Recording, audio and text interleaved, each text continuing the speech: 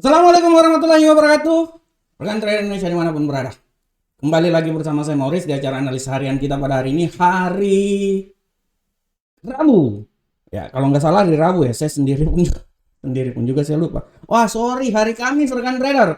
Hari Kamis tanggal 16 Maret tahun 2023. Rekan trader semuanya, kita akan memulai lagi analisa harian kita pada hari ini dan kita akan membahas banyak sekali topik. Ini topik kali ini agak sedikit berat nih. Sebenarnya topik yang saya angkat kali ini kayaknya tidak terlalu disenangi oleh para rekan trader semuanya ya. Nah, tapi untuk para pemain besar atau para investor ya dalam skala besar mereka sangat senang dengan informasi ini. Kenapa? Karena dari informasi ini bisa membuat atau setidaknya menganalisa apa yang akan terjadi ke depan ya. Dan topik yang saya angkat hari ini nih agak sedikit extraordinary ya, maksudnya ya. Agak sedikit keluar dari tema kita. Tapi sebenarnya ada hubungannya dengan tema kita. Jadi topik yang saya angkat ini adalah lebih ke krisis Credit Suisse mempengaruhi pergerakan dolar. Credit Suisse itu maksudnya Credit Suisse Bank. Credit Suisse Bank adalah sebuah bank di Swiss yang memang benar-benar ya, bank itu merupakan bank penjamin buat banyak sekali peminjam ataupun pemain-pemain besar, investor besar dan lain-lain ya yang berada di Swiss. Dia memperoleh sebuah permasalahan sama seperti ya apa yang terjadi pada Valley Bank ya.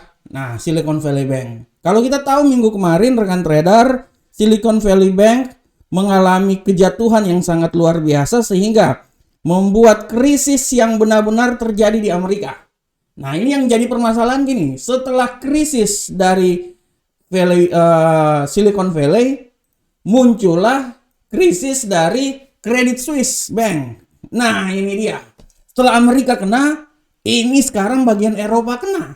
Nah, akibat dari krisis yang terjadi dari Bank Credit Suisse ini membuat perguncangan terutama terjadi pada dolar Amerika. Dan sebenarnya bukan pada dolar Amerika aja, memang pada prinsipnya membuat keguncangan terhadap dolar Amerika, tapi dia akan mempengaruhi arah pergerakan yang lainnya. Kita bisa lihat bahwa akibat dari guncangan tersebut, krisis yang terjadi pada Bank Swiss tersebut ya, indeks dolar pada hari ini memangkas kenaikan dia yang tadinya dia sempat naik sampai di 104.733, pada hari ini mengalami pelemahan dan dia telah turun sampai di 104.073 ya. Jadi akibat krisis yang terjadi dari Bank Swiss ini membuat pasar bergejolak terutama pada dolar Amerika. Imbasnya bagaimana buat bank lain? Ya sudah barang tentu imbasnya akan sangat berpengaruh terhadap yang lain rekan trader. Imbasnya misalnya berpengaruh terhadap Euro USD. Euro USD mempunyai peluang yang sangat besar untuk mengalami kenaikan pada hari ini. Apalagi hari ini kalau rekan trader lihat nanti pada ya, sabar saya buka dulu. Oke. Berita ekonomi yang terjadi pada hari ini memang benar-benar mendukung pergerakan tersebut. Ya. Nanti pada pukul 19.30 ada memang klaim pengangguran awal, tapi harap diperhatikan rekan trader, nanti pada pukul 20.15 itu mulai dari pernyataan kebijakan moneter dari Europe Central Bank. Christine Lagarde akan memberikan statement di sana. Ya, itu ya. Dia akan memberikan statement di sana. Sebenarnya statement dia itu nanti pada pukul 22.15, tapi dimulai dengan fasilitas kredit marginal ECB, pernyataan kebijakan, keputusan tingkat inflasi ya. Inilah yang menjadi faktor utama ya pergerakan pasar hari ini. Plus masalah dari Credit Suisse ini yang memang benar-benar membuat gejolak yang sangat luar biasa. Walaupun kita sangat tahu rekan trader bahwa pergerakan yang terjadi ini akan mempengaruhi semuanya rekan trader ya. Kita bisa lihat akibat dari krisis yang terjadi pada Bank Swiss ini membuat, ini saya baca berdasarkan berita yang saya baca sekarang ya, membuat Bank Saudi Arabia menyuntikkan lebih dana lagi ke Bank Swiss, Credit Suisse. Hal ini kenapa? Untuk mendorong kredit default swap-nya bank utama Eropa. Jadi sebenarnya kalau kita lihat sebenarnya logika gini, itu bank-bank Arab itu duitnya banyak. Nah, kredit macet yang berkepanjangan ya. Kredit macet yang berkepanjangan di Eropa akhirnya disuntiklah bantuan sama bank-bank Arab. Nah, kita contoh aja di klub-klub sepak bola di Eropa, kebanyakan orang-orang Arab beli semuanya itu klub-klub itu. Artinya dengan kapitalis dana yang besar dari Arab, dia bisa menutup semuanya. Nah, dari sini sebenarnya kan kita udah bisa melihat bahwa sebenarnya Eropa itu adalah masa lalu. Asia ya adalah masa depan. Oleh karena itu, dengan keadaan seperti kayak gini, gunjang-ganjing yang terjadi, saat itulah dari berita yang saya baca barusan aja ini bahwa Bank Arab menyuntik dana supaya tidak terjadi krisis yang berkepanjangan. Dan diperkirakan krisis yang terjadi pada Bank Swiss ini dia bisa mengulang kasus yang terjadi pada krisis ekonomi tahun 2008, rekan trader. Bayangkan, krisis ekonomi yang tahun 2008 gara-gara George Soros kemungkinan besar pun juga bisa terjadi apabila ya tidak ada bantuan untuk menanggulangi krisis tersebut. Nah, maka kita bisa lihat bagaimana hubungannya dengan dolar Amerika. Rekan trader lihat, dengan adanya hal tersebut, dolar Amerika mengalami sedikit pelemahan dan dia telah turun sampai level tadi dibilang saya tadi di 104 ya. Dia udah sampai di 104.167 atau 172 sekarang. Nah, permasalahannya gini rekan trader. Seberapa besarkah penurunan ini akan terjadi atau seberapa besarkah kenaikan ini akan terjadi? Karena pertemuan nanti sebelumnya nanti hari ini kan ada pertemuan ECB. Kemungkinan besar ada yang bilang bahwa ECB Europe Central Bank akan menaikkan tingkat suku bunga ya. Dia akan menaikkan tingkat suku bunga ya. Nah, nanti dilanjutkan dengan pertemuan tanggal 22 oleh FOMC. Kemungkinan pun juga dibilang bahwa FOMC akan hawkish dan menaikkan tingkat suku bunga menjadi 25 BP. Nah, apakah dengan krisis ini yang tadinya 25 BP menjadi 50? Nah, kalau dia menjadi 50 BP artinya dolar akan diperketat dan kemungkinan dolar akan kembali melambung tinggi lagi. Ya, karena sekarang ini akibat kasus yang terjadi udah hancur-hancuran. Silicon Valley hancur, sekarang ditempah lagi sama kasus Bank Swiss ya. Inilah membuat pergerakan benar-benar luar biasa mengalami penurunan dan kita akan lihat seberapa besar ini akan terjadi rekan trader ya. Oke rekan trader, demikianlah tema kita pada hari ini ya tentang krisis yang terjadi di Credit Suisse Bank. Apakah dia akan mempengaruhi pergerakan dolar? Sudah barang tentu dia akan mempengaruhi pergerakan dolar. Sehingga dari pergerakan tersebut akan berimbas terhadap aset-aset lainnya. Kita akan sekarang lanjut ke analisa berikutnya, analisa teknikal. Kan trader? Dan seperti biasa kita akan mulai dari analisa teknikal dari indeks dolar Amerika.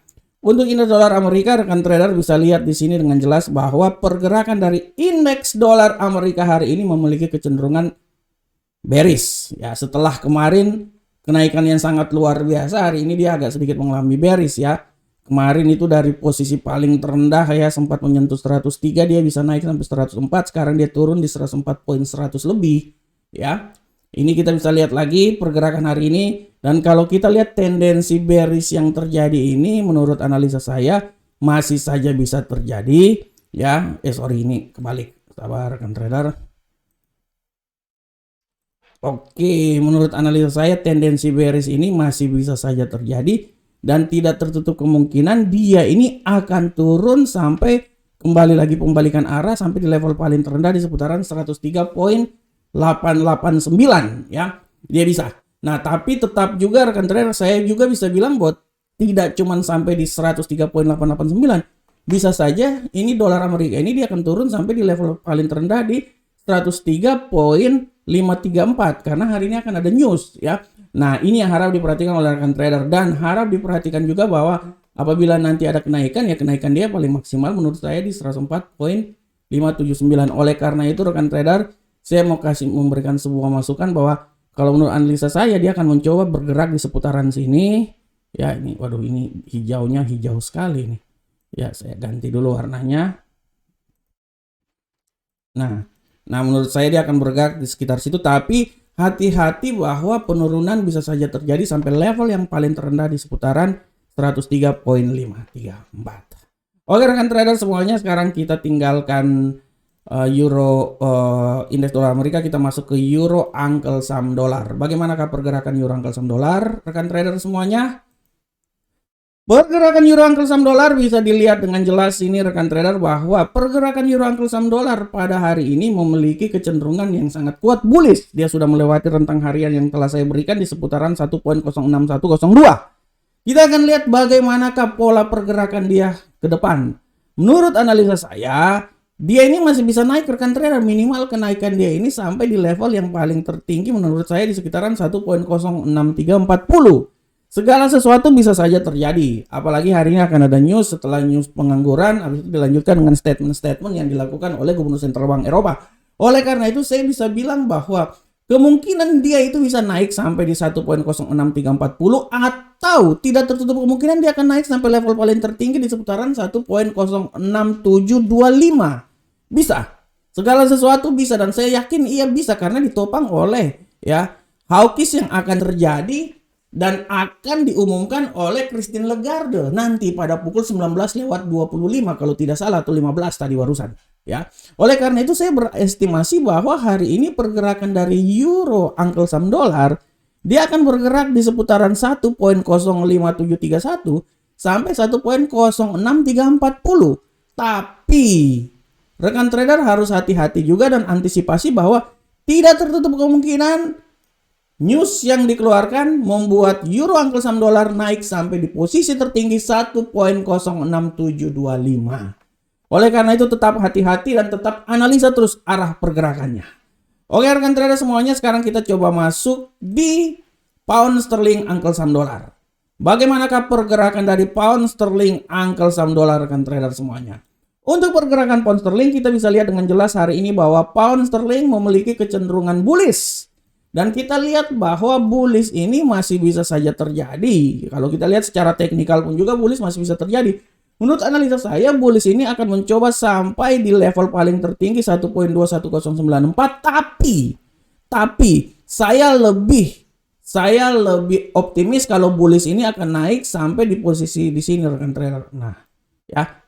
Di situ 1.20968 dan kalau terjadi pelemahan ya pelemahan dia menurut saya dia akan coba turun sampai level paling terendah di seputaran sini malahan. Nah ini dia. Oleh karena itu saya berestimasi bahwa pound sterling ini dia akan bergerak di seputaran yang paling terbawah 1.20486 sampai 1.20969. Tapi harap diperhatikan juga potensi kenaikan masih tetap ada sampai di posisi 1.21094. Itu adalah pola pergerakan yang terjadi pada pound sterling Uncle Sam dolar.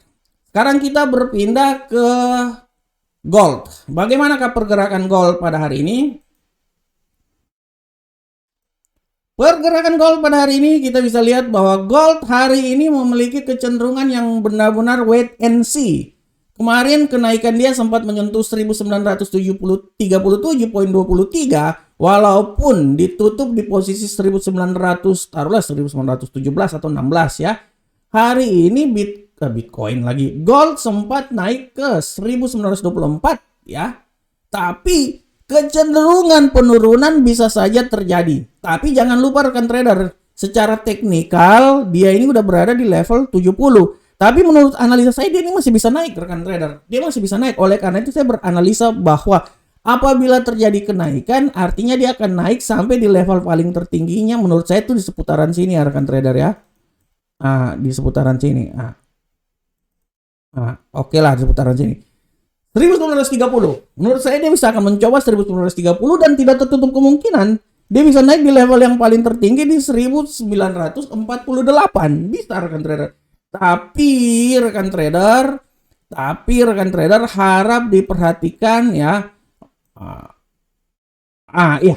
Oke, dia bisa naik di 1930 menurut saya nih. 1930 atau di sinilah. Bukan 1930 bukan di sini, tapi menurut saya dia di seputaran sini rekan trader. Nah, 1932.